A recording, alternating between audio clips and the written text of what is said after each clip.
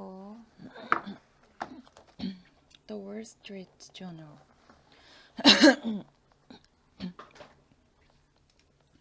Do's and don'ts for surviving the longest flight in the world. It takes some planning to comfortably endure a long-haul flight. Scott McCartney went non-stop from Newark, NJ to Singapore, testing his teeth on how to survive more than 18 hours on a plane to help you with your new long-haul flights. Hi, I am Scott McCartney, travel columnist with the 월스트리트 Journal. I'm here to give you some tips on flying to the other side of the world in a seat like this. And I'll be testing my tips on the longest airline flight ever, taking off from New York, New Jersey, and landing in Singapore. The middle seat, how to survive your next long-haul flight.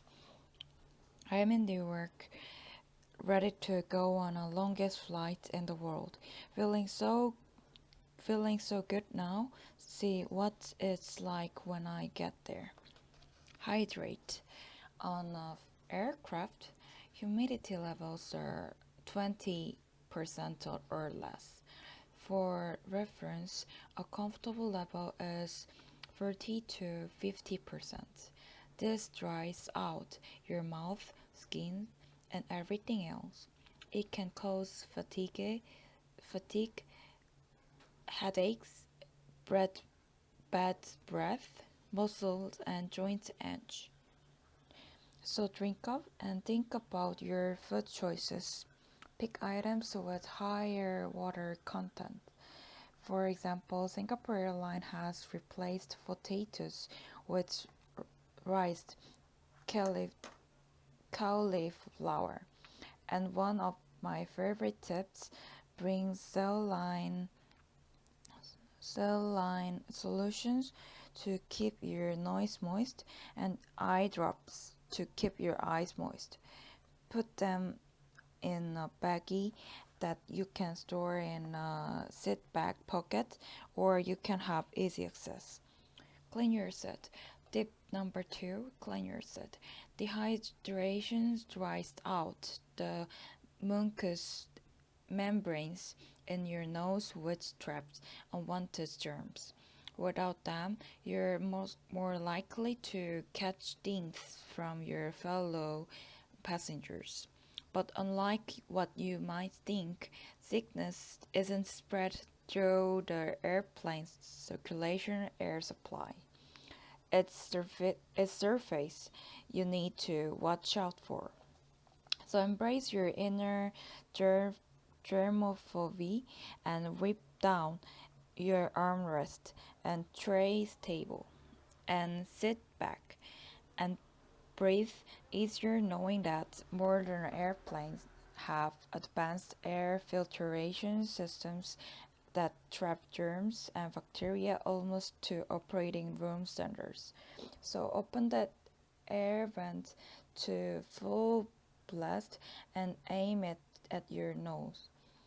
That's the cleanest air you're gonna get. Move. Tip 3, move. Depending on your airline, you may be only looking at 31 or 32 inches space in coach, which is awfully tight for a long flight. Rather than be uncomfortable, get up frequently. If you don't, there are side effects like decreased blood flow, which can increase the chances of blood clots. Try setting an alarm on your phone for 3 hours into your flight. If you haven't gotten up and moved yet, it's time to stand. Drink some tea or coffee. While they will dehydrate you, they have the benefits of being diuretics, which will force you to get up and go to bathroom and exercise. Some airlines, including Singapore, are putting exercise videos in their entertainment system, things you can do while sitting down to increase blood flow. Adjust your body clock. Tip 4. Adjust your body clock. Jet lag starts in the air. The cause of this common problem is that your circadian rhythm gets mixed up, causing fatigue, headaches, difficulty concentrating, and even nausea. So try setting your watch to the local time right after takeoff. They'll help you know when to eat and sleep during the flight. On a very long flight, getting at least some sleep is important, and airlines will help with this by dimming the lights and lowering the temperature in the cabin at ideal times for sleep. So take their cues. Just about everybody asleep on the plane. It's nap time. But sleep is personal, so do what's best for you. For me, that's earplug and ambient. Limits the booze. Tip 5. Limits the booze. Alcohol both dehydrates you and messes with your circadian circadian rhythm. This is kind of a perfect storm for a long flight, but this is one of the pleasures of travel. So take advantage if you want, but just not too much.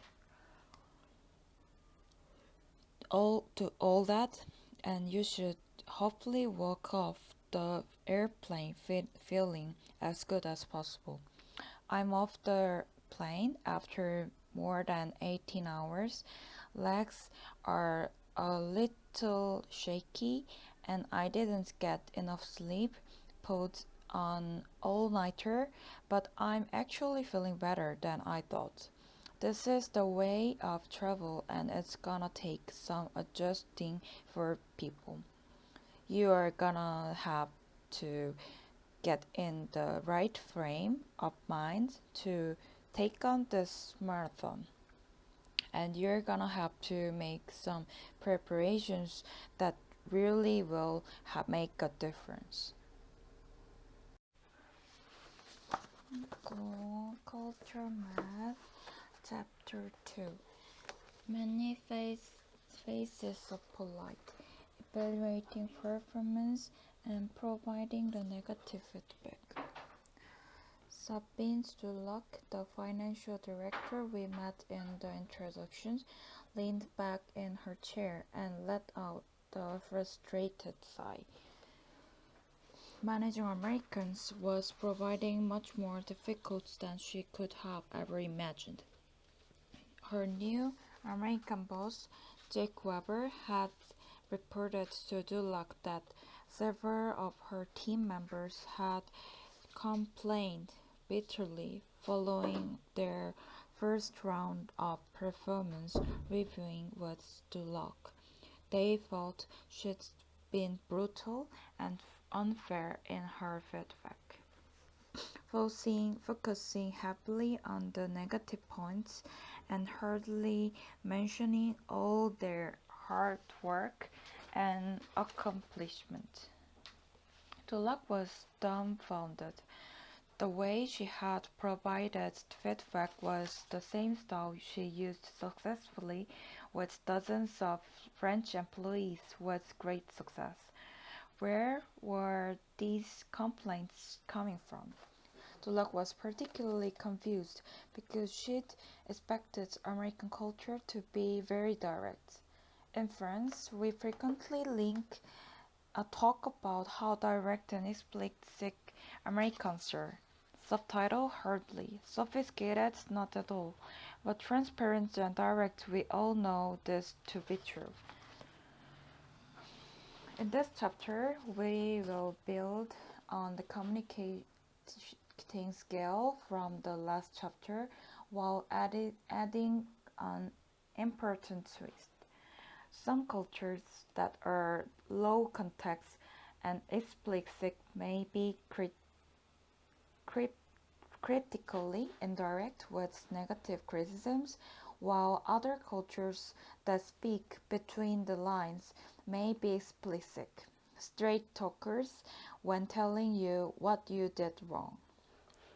As we will see, the French and the Americans are not the only cultures that swap places and the communicating and evaluating skills.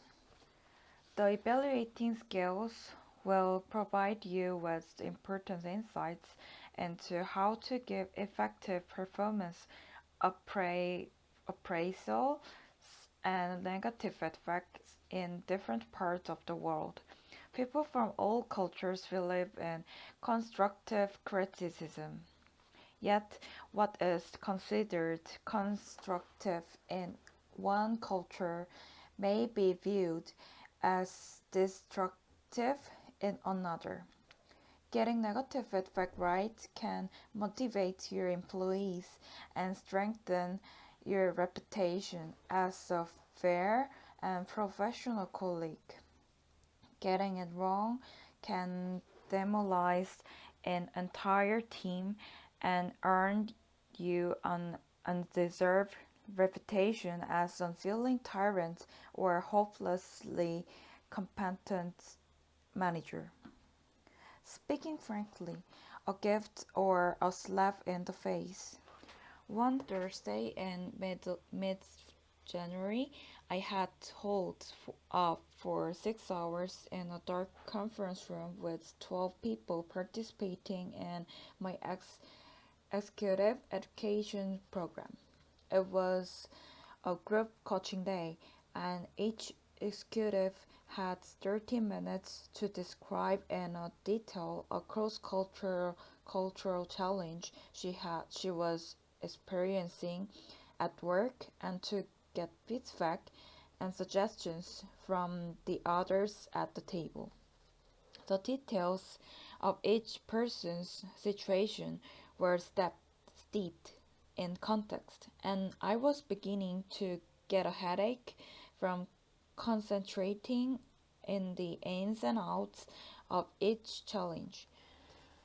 We had made it through 9 people and were just beginning with William, number 10.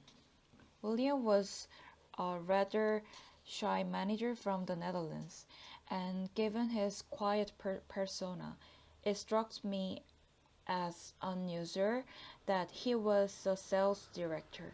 He had gray, slightly dehoused hair and a very friendly smile that made me think lovable Saint Bernard.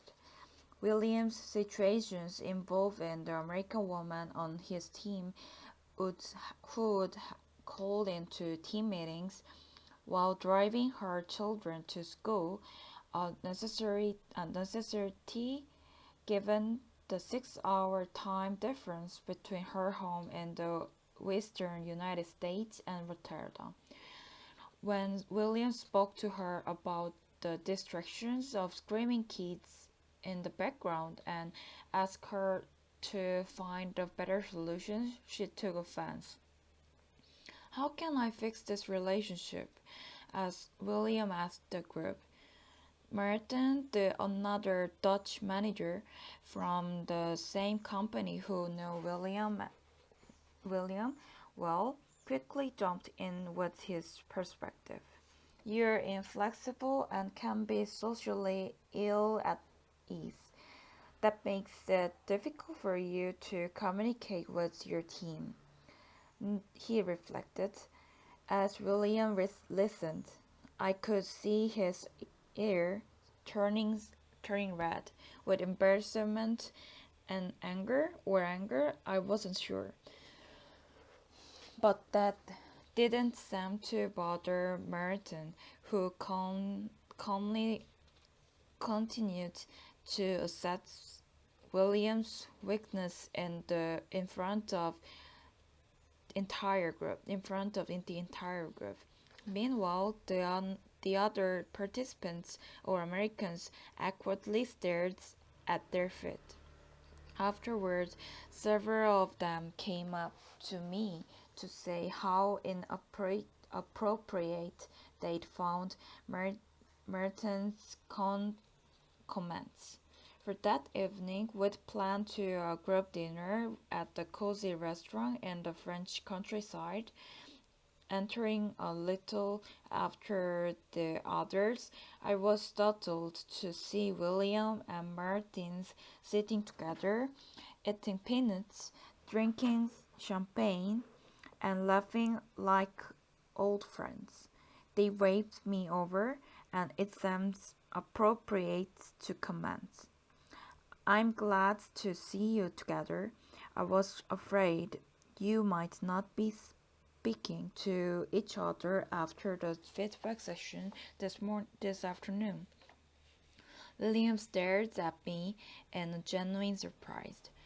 So I clarified. You look upset when Merton was giving her his feedback, but maybe I misread the situation. William reflected. Of course, I didn't enjoy hearing those things about myself. It doesn't feel good to hear what I have done poorly. But I'm so much appreciated that Martin would be transparent enough to give me that feedback honestly. The feedback like that is a gift. Thanks for that, Martin. He added the appreciate smile. I thought to myself, this Dutch culture is, well, different from my own. There has surely been a time when you were on the receiving end of the criticisms that was just too direct. You finished an important project, and after asking a colleague for feedback, she told you it was totally unprofessional. Or maybe a member of your team critiqued a grant proposal you wrote by calling it ridiculously ineffective. You probably found this incident extremely painful. You may have felt this colleague was arrogant, and it's likely you rejected the advice offered. You may have developed a strong sense of distaste for this person that lingers to this day. You may have also experienced the opposite feedback that was far too indirect at the time, when an honest assessment of your work would have been very valuable. Perhaps you asked a colleague for her thoughts about the product and were told, overall it's good, some parts are great, and I particularly liked the certain sections. Maybe she then noticed that there were just a few very minor details that you might consider adjusting a bit, using phrases like no big deal and just very small thoughts that left you thinking your work are nearly perfect. If you later learned through the office grapevine that this same colleague had ridiculed your project behind your back as the worst she'd seen in a year, you probably were not very pleased. You liked the deep sense of betrayal, leading to a lasting feeling or of mistrust towards your colleague, now exposed in your eyes as a liar or a hypocrite. Arrogance and dishonesty do exist, of course. There are even times when people give offense deliberately in pursuit of political objectives, or in response to personal emotion problems. But in some cases, painful incidents like the ones just described are the results of cross cultural misunderstandings. Managers in different parts of the world are conditioned to give feedback in drastically different ways. The Chinese manager learns never to criticize a colleague openly or in front of others, while the Dutch manager learns always to be honest and to give a message straight.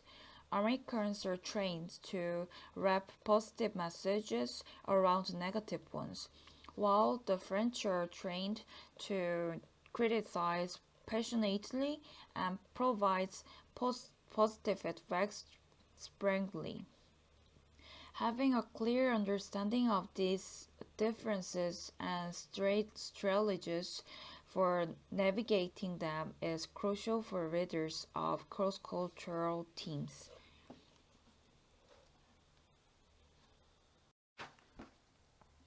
Upgraders, downgraders, and the art of the translation. One way to begin gauging how a culture handles negative feedback is by listening carefully to the types of words people use.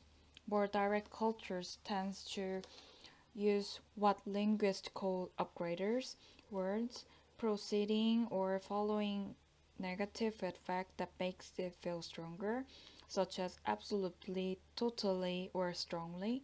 This is absolutely inappropriate, or this is totally unprofessional. By contrast, more indirect cultures use more downgraders, words that soften the criticisms, such as kind of, sort of, a little, a bit, maybe, and slightly. Another type of downgrader is a deliberate understatement. A sentence that describes the feeling the speaker experience, experiences strongly in terms that moderates the emotion. For example, saying, "We're not quite there yet," when you really means this is nowhere close to complete. Or this is just my opinion, when you really mean anyone who considers this issue will immediately agree. For many years, I worked with Amihan Catalo, a lawyer and a business professor from the Philippines who'd come to work in Europe following a highly successful career in Manila.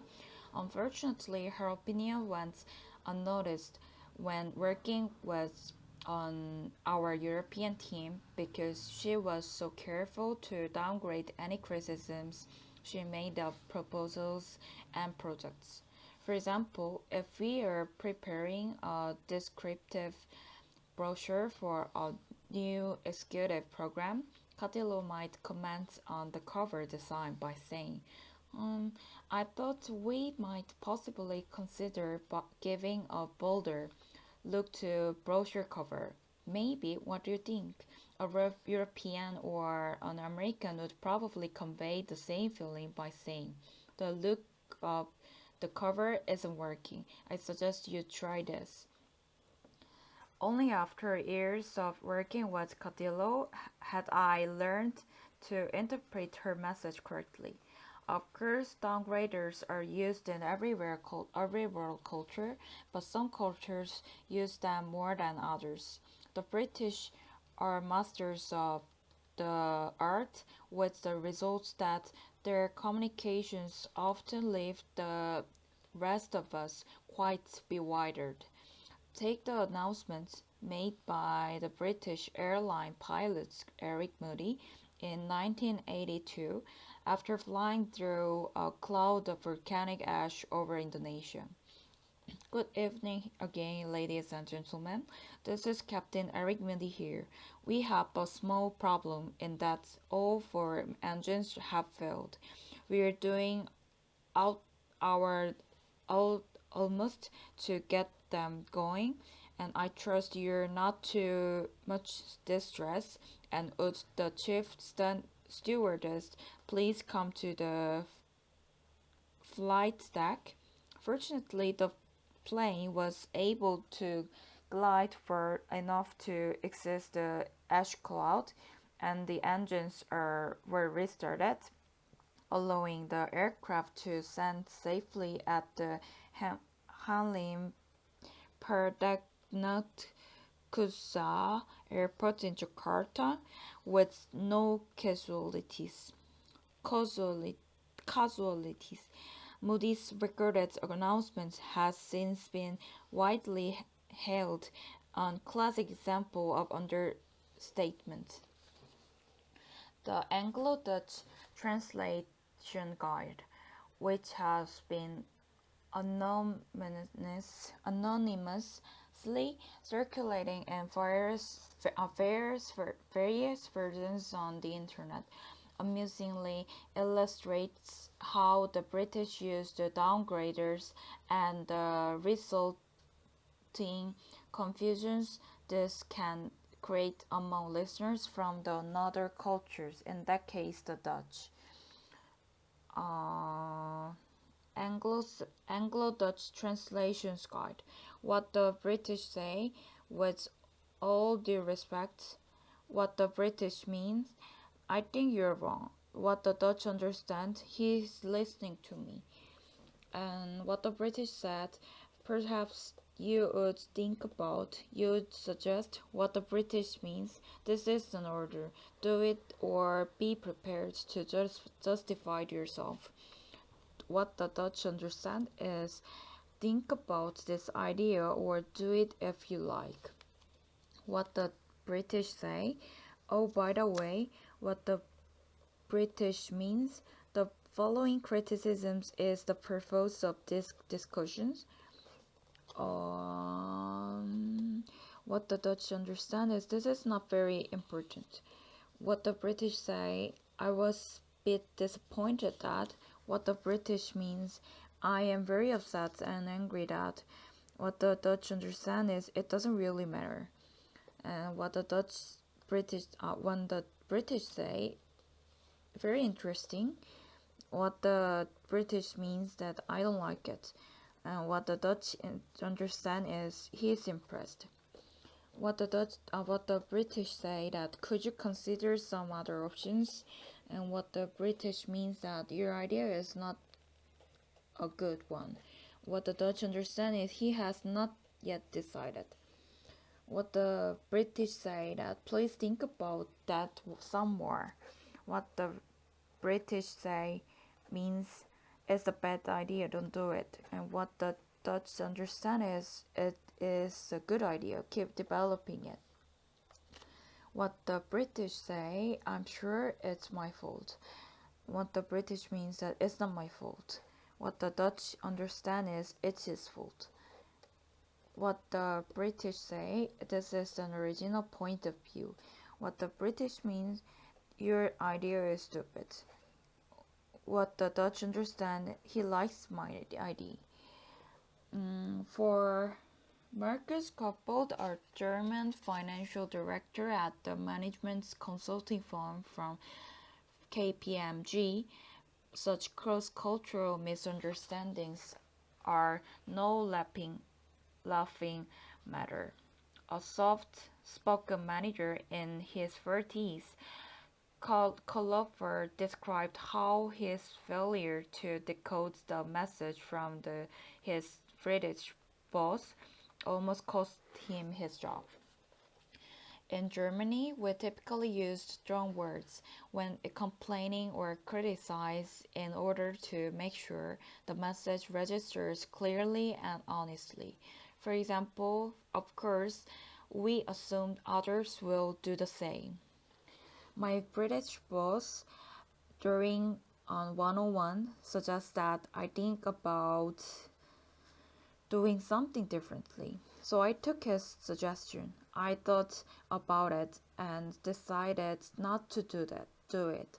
Little did I know that his phrase was supposed to be interpreted as change your behavior right away or else. And I can tell you, I was pretty surprised when my boss called me into his office to chew me out of insubordinations. I learned that and there that I needed to ignore all of the soft words surrounding the message when listening to my British teammates and just analyze the messages as if it were given to me raw. Of course, the other lesson was to consider how my British staff might interpret my messages, which I had been delivering as purely as possible with no softeners whatsoever. I realize now that when I give feedback in my German way, I may actually use the words that make the message sound as strong as possible without thinking much about it. I've been surrounded by this pure negative feedback since I was a child. Now, Clover makes a concerted effort to soften the message when giving negative feedback to his British counterparts. I try to start by speaking, sprinkling, sprinkling, uh, sprinkling the ground with a few light positive comments and words of appreciation.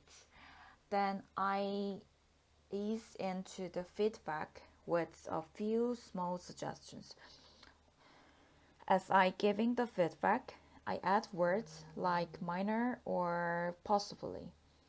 Then I wrap up by stating that this is just my opinion for whatever it is worth, and you can take it or leave it. The elaborate dance is quite humorous from a German point of view. Would be much more comfortable just stating that was absolutely shameless, but it certainly gets my desired results. The hmm, the evaluating scale figure 2.2 provides the bird's eye view of just how direct people in different cultures are with negative criticism. You can see that most European countries falls to direct side of the scale, with the Russians, Dutch, and Germans as the particularly prone to offering frank criticisms. American cultures in the middle of the scale, nearby the British, who were slightly less direct with the negative feedback than Americans. Latin Americans and South Americans fall to the middle right, with Argentina as the most direct of these cluster. Further right on the scale for most Asian countries, with the Indians as the most direct with the criticisms, and Thai, Cambodians, Indonesians, and Japanese as the least direct. Evaluating Russian, Israel, Netherlands, Germany, French, Norway, Denmark, Italy, Australia, Spain, and evaluating points Japan, Thailand, Indonesia, Saudi Arabia, Korea, Ghana, China, Kenya, Brazil, Mexico, Argentina, UK, Canada, US. So direct negative feedback to a colleague is provided frankly, bluntly, honestly. Negative message standalone, not softened by positive ones. Absolute descriptors are often used totally inappropriate, completely unprofessional. When criticizing, criticize may be given to an individual in front of the group. Indirect negative feedback. Negative feedback to a colleague is provided softly, subtitled diplomatically. Positive messages are used where negative ones. Qualifying descriptors are most often used. Sort of inappropriate, slightly unprofessional when criticized. Criticizing is given only in private. Don't forget the cultural relativity when you look at the scale. For example, the Chinese are to right of the word scale, but they are much more direct than Japanese, who may take offense at their forthright feedback. The continental European cultures to the left or middle often experience Americans as strikingly indirect, while Latin Americans perceive the same Americans as blunt and brutally frankly in their criticism styles. Note too that several countries have different positions on the evaluating scales from those they occupy on the communicating skills. For this reason, you may be surprised by the gap between our stereotype assumptions about certain countries and their placements on the evaluating scale. The explanation lies in the fact that stereotypes about how directly people speak generally reflect their culture's positions on the communicating scale, not the evaluating scale. Thus, the French, Spanish, and Russians are generally stereotyped as being indirect communicators because of their high context implicit communication style, despite the fact that they give negative feedback more directly. Americans are stereotyped as direct by most of the world, yet when they give negative feedback, they're less direct than many European cultures. One high context country on the direct side of the evaluating scale was Israel, where people may speak with the copious subtext, yet give some of the most direct negative feedback in the world. Once I running a class for the World Medical Associations that included a large number of the Israel doctors and a group of doctors from the Singapore. One of the Singapore doctors, a small woman in her 50s, protested vociferously when she saw was far left-hand positioning of Israel on the evaluating scales. I don't see how Israel can be positioned as so direct. We have been with our Israeli friends here all week, and they're good, kind people. From her Singaporean perspective, being good was correlated with the being diplomatic, and being very direct was correlated with not being kind. In response, one of the Israel doctors declared, I don't see what that has to do with it. Honesty and directness are a great virtues. The position is correct. I am very proud of it. Israel is one of several cultures that value both high context communications and direct negative feedback. Mapping the communicating scale against the evaluating scale gives us four quadrants. as shown in figure 2.3.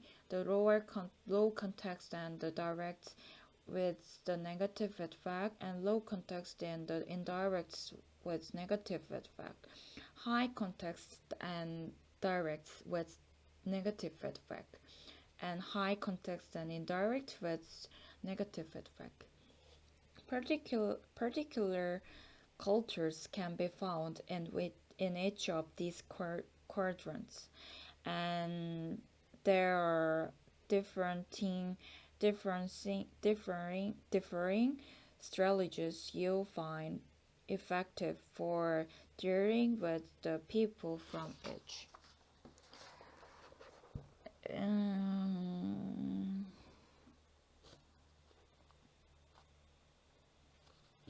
So the Netherlands has the low context explicit and direct negative feedback, and